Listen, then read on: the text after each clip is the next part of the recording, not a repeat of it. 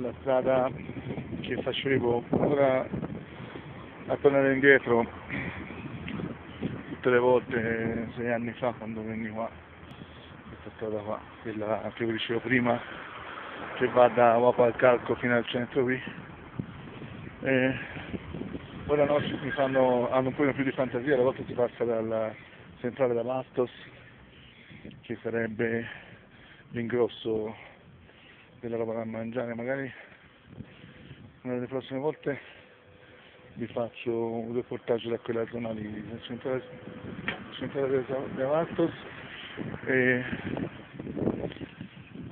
il Ferrocarril, la stazione del Ferrocarril, questa zona che sta, che è qui a sinistra rispetto a dove siamo noi ora. Qui il giorno c'è tutta roba, tutti i bandoni chiusi che vedete sono tutti, quasi tutti di roba per automobili, Bosch, segreteria, riparazioni di cambi, cerchi,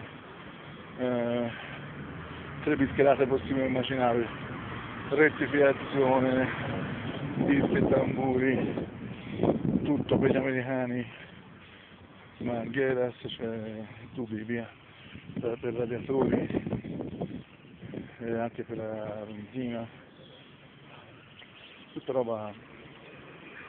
di automobile. Là, avanti, dove si vede il semaforo,